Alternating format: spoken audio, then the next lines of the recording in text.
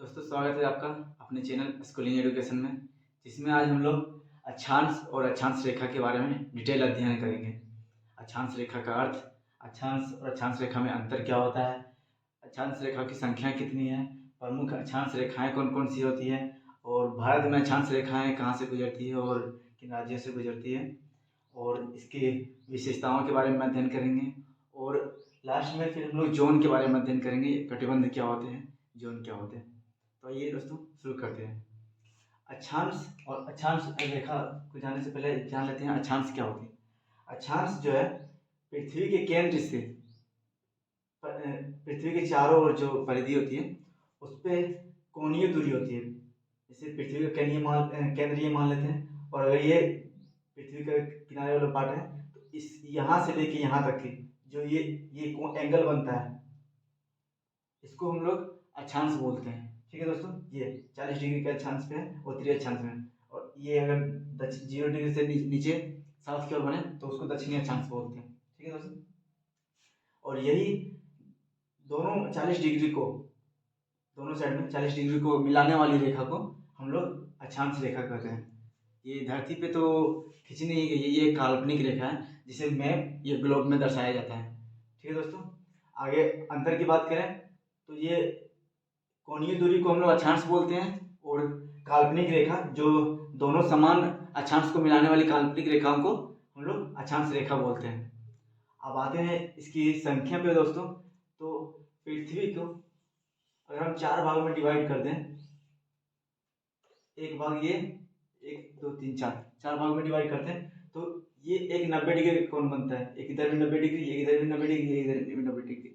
मतलब अधिकतम हम लोग बोल सकते हैं जो अक्षांश बनेगी वो 90 की बनेगी। इधर 90, ये इधर से 90, और इधर से 90, और इधर से 90।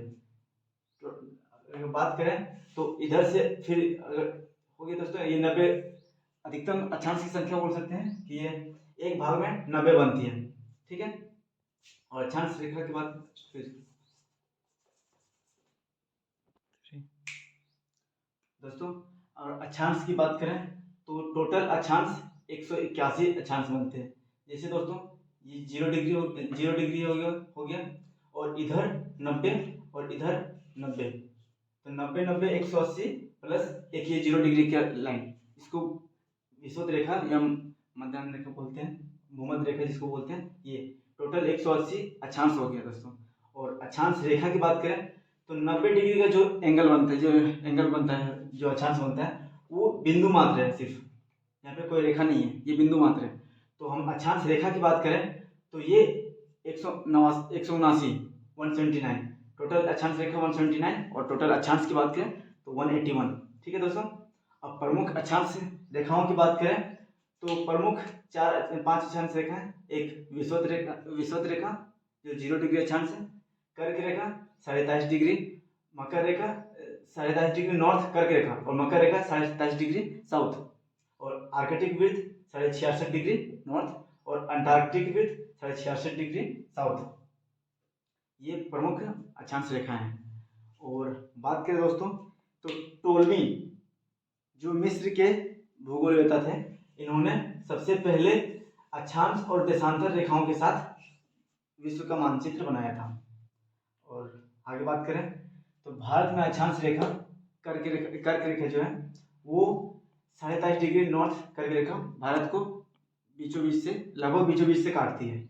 यह भारत के 8 राज्यों से गुजरती है, जिनके नाम है गुजरात। अगर कर्म पश्चिम से पूर्व की ओर जाए तो गुजरात, राजस्थान, मध्य प्रदेश, छत्तीसगढ़, झारखंड, वेस्ट बंगाल, त्रिपुरा और मिजोरम है।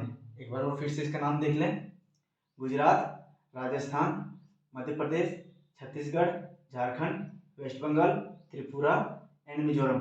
ये क्रमवार से एग्जाम में भी क्वेश्चन आते हैं कि पश्चिम से पूर्व, पूर्व से पश्चिम की ओर हम लोग इसको दर्शाने के लिए आते हैं। और बात करें दोस्तों, एक एसएससी का महत्वपूर्ण क्वेश्चन है कि कर्क रेखा पे स्थित किसी राज्य की राजधानी का नाम बताएं।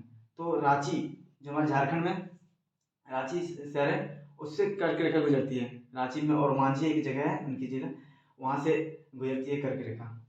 और भारत की स्थिति की बात करें दोस्तों तो अक्षांशीय विस्तार इसका मुख्य भूमि पे 8 डिग्री 4 मिनट नॉर्थ से 37 डिग्री 6 मिनट नॉर्थ की ओर अक्षांश रेखा है। और देशांतरीय विस्तार की बात करें तो 68 डिग्री 7 मिनट ईस्ट और 97 डिग्री 25 मिनट ईस्ट देशांतर तक इसका विस्तार है।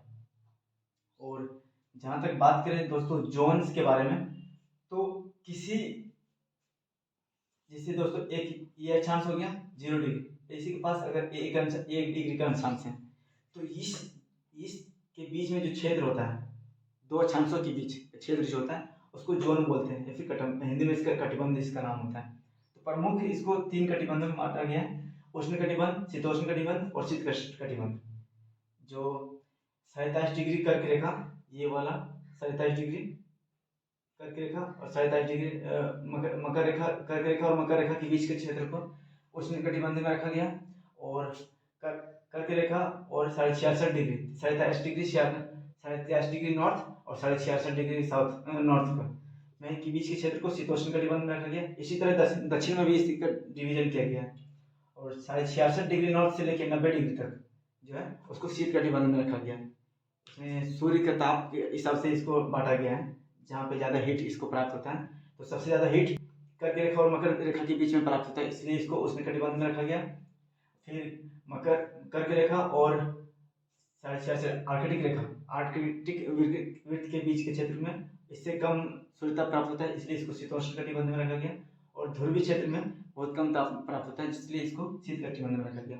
इसी तरह का डिवीजन जो है इसमें दक्षिण में भी किया गया। दोस्तों बात करें दो अक्षांशों के बीच की दूरी की बात करें तो 111 किलोमीटर प्रति एक अक्षांश पे दूरी होती है। ये 0 डिग्री का है, ये 1 डिग्री का है। इन दोनों के बीच के क्षेत्र जो है 111 किलोमीटर के क्षेत्र है, इसको डिवीजन किया गया है।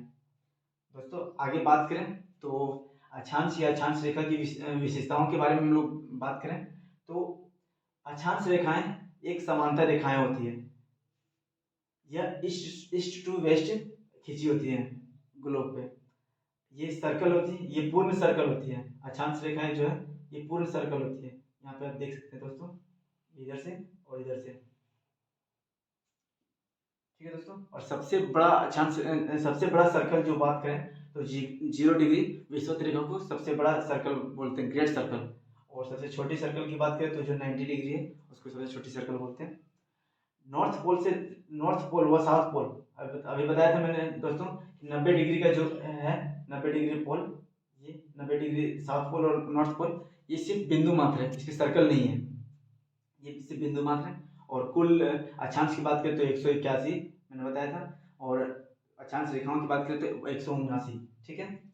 और एक अंश प्रति एक अंश पे 111 किलोमीटर की दूरी होती है।